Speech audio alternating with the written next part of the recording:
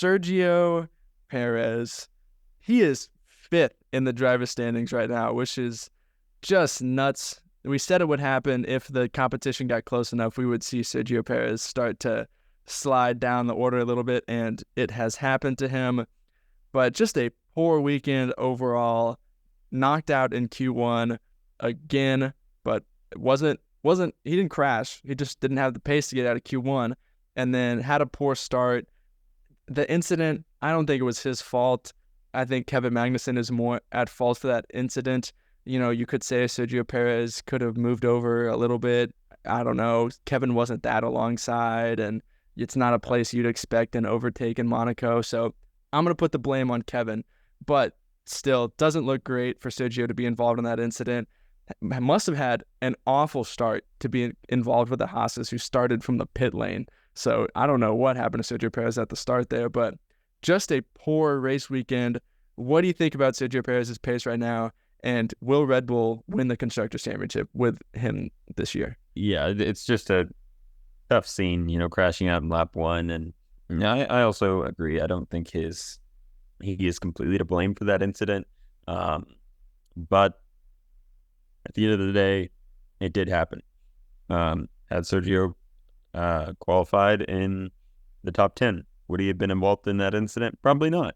So, you can place some level of blame on Sergio from that perspective of had he had a better holistic weekend, he probably wouldn't have been in that situation. And I think that's what Red Bull really needs from a second driver, somebody who can put an entire weekend together when they're in a good car. And I think Sergio is not the guy to do that, honestly. And we've talked about it. I definitely think there's a constructors battle open, and I cannot confidently say that Red Bull will win the constructors title with Sergio at this point in the season this year. And what's crazy to me is I'm still seeing rumors right now that Sergio is heavily favored to be re-signed by Red Bull. And I don't understand that at all. He's fifth in the driver's standings right now. I think there's I don't understand if those are, contract talks are truly happening with Sergio and Red Bull right now and they're going well. If I'm Red Bull, I don't understand why those talks would be going well. But I go back and forth on the Sergio Perez getting re-signed thing. I lean more towards it shouldn't happen. And it's just confusing to me because it reminds me so much of the Valtteri Bottas situation. And I think now that Sergio Perez is performing like this, we're seeing how good of a second driver Valtteri Bottas was at Mercedes, because he looks incredible compared to some of the performances that Sergio Perez has put up in that Red Bull over the last 3 seasons. But whenever Red Bull started to catch up to Mercedes at the end of the regulations, Valtteri started slipping back and even started slipping into the midfield. And that's what we see from Sergio Perez as well. And instantly Mercedes was like, all right, get him out. Here's the next driver. Could be the future face of our team at some point, going to be competing, going to be providing the points that this team needs. And that has been successful for Mercedes. I think George Russell has been a better driver than Valtteri Bottas in that Mercedes. Even the worst performance of the Mercedes car, all the things, whatever, it doesn't matter. That's not what we're talking about. And so I think Red Bull should do that, should get a driver that is going to help them win the Constructors' Championship. And if they lose the Constructors' standings this year and Sergio Perez is in that seat next year, that just is unbelievable. And it's okay if they re-sign him. If he turns his performances around and they re-sign him and they think that's what's most important for them and will lead the most success, that's fine. Don't do it now. Why? There's so many people on the market. You have so many drivers in the Red Bull family alone who are out of contract. Just let it be for a little bit. At least let it be to the summer break.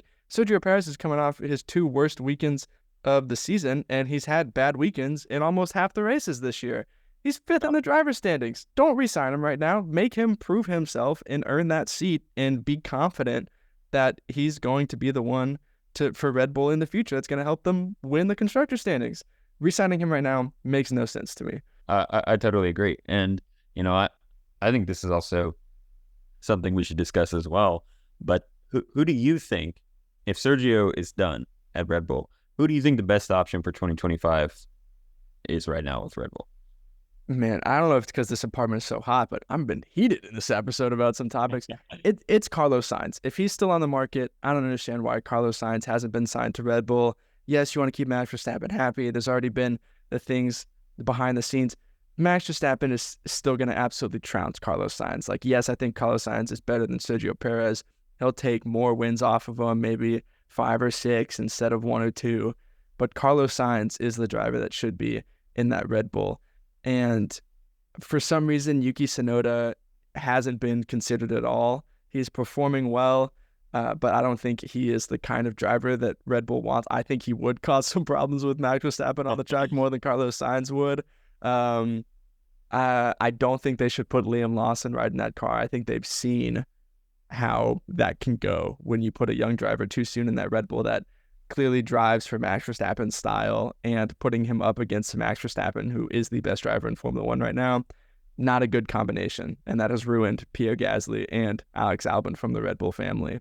And so I think Carlos Sainz should be the obvious choice, but for some reason it's not. And so you're kind of left with Daniel Ricciardo, and I love the man. I don't know if that's the right choice either. I think he would perform better in a Red Bull than he would perform in an RB. I think we saw even from his Renault days that when he was in a better car, he performed better. And so I think he would do better, but that's not a guarantee either. So I don't really know where you go if you're Red Bull right now, which maybe is why they're leaning towards Sergio Perez. But either way, I don't think Sergio Perez is the answer either. Yeah, it's certainly interesting to think about. And I mean, I've seen more rumors recently too of Carlos Sainz to like Williams or Audi again after it had been rumored that he was, not going to Audi.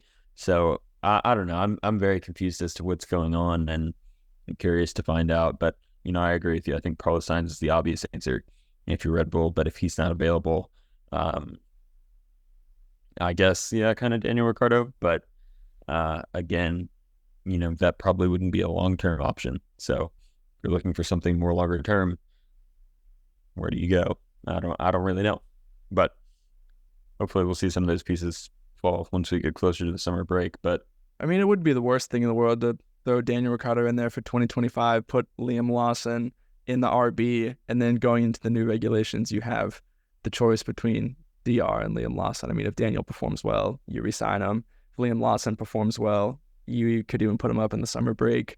That I think that would be a fine option if you really don't want to go with Sergio Perez.